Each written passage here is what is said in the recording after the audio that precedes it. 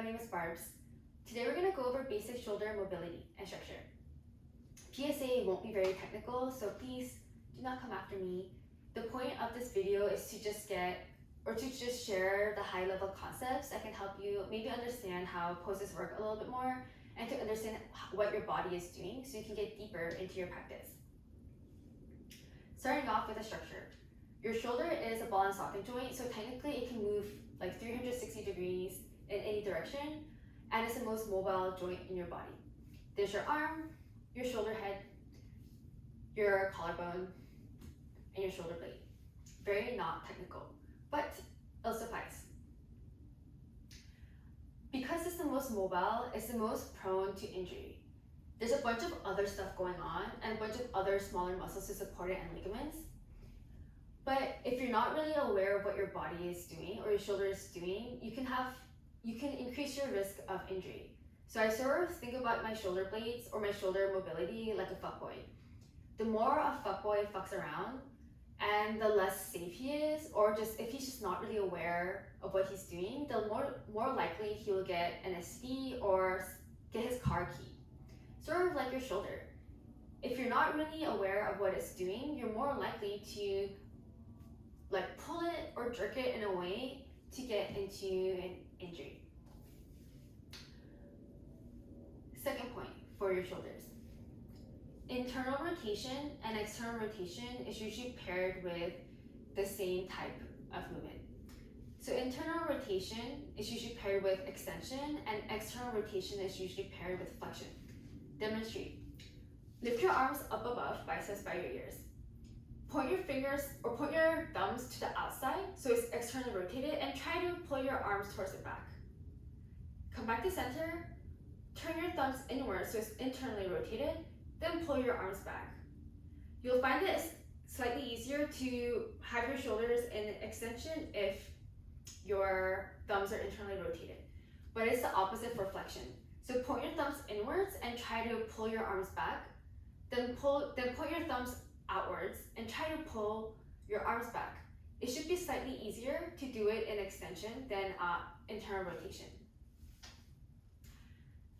That's why in poses such as dolphin and down dog, the more you get into extension, so the deeper you get into the pose, the more your body naturally wants to do internal rotation for your arms and your shoulders. That's the reason why they tell you to do a slight external rotation of your arms to counteract the natural inclination that your body is trying to do, to keep your body safe and aligned. Abduction and adduction. Adduction with a D, bringing things closer, is usually internal rotation. Abduction, bringing things away from the midline, is usually external rotation. Whenever you're in a bind, that's actually internal rotation for your arms for most parts. If you're trying to get into a bind, for example, you're adducting in order to get your arm to be as close as the midline as possible, so you can grab your inner thigh or maybe bend it so you can go into Gomukhasana, whatever, for the bottom arm. As opposed to abduction, it's usually externally rotated. So you can try it again with your arms. You can point your thumbs inwards and try to lift your arms, then point your thumbs outwards and try to lift your arms. It's much easier if you point it up, if you externally rotate your arms and go into abduction. That's why for me personally, when working on binds, it's a lot more helpful for me to work on my upper back strength rather than my chest opening. Because if I don't have the strength to squeeze my shoulder blades together, then I won't really get into a very good bind. You can also just try to open up your chest, but I find that it's more effective and more helpful to work on my upper back, and it has other benefits too. For imagery, I imagine internal rotation more as closing my chest off and external rotation as opening my chest. When I internally rotate, I move my shoulder heads inwards, so I'm closing off my chest. However, when I'm externally rotating, I'm opening up my chest. So going back to the down dog dolphin example, it's considered a chest opener, and the reason why is you're preventing your body, your shoulders, from internally rotating by having a slight external rotation in your arms. If you forget that, you're losing out on one of the key benefits of those poses.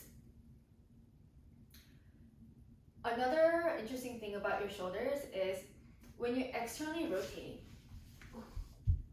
you're sort of cupping your shoulder bones or your shoulder blades towards your rib cage and towards your body. But when you internally rotate it, you're creating more space between your shoulder blades and your body. So externally rotating your arms and your shoulders provides more stability in poses compared to internally rotating. Because if there's less space, then there's less likely, then you reduce the likelihood of getting into an injury. If you go back to down dog again, if you forget to externally rotate your arms and you just keep on pushing your chest into the mat without hugging your shoulder blades to your body, then you end up sinking into your shoulders and pulling on those ligaments or like the delicate structure of your shoulder and could potentially hurt yourself. That's another reason why you are in a slight external rotation to prevent your shoulders from internally rotating to create that space and to prevent injuries, if that makes sense.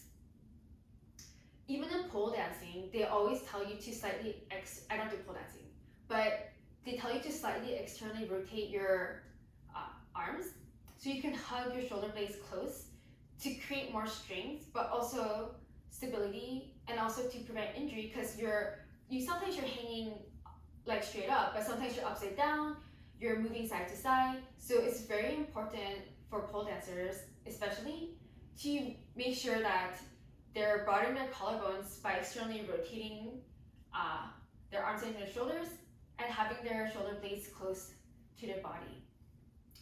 So that was it for general shoulder mobility and how it relates to yoga. Hopefully it was helpful. Thank you for watching.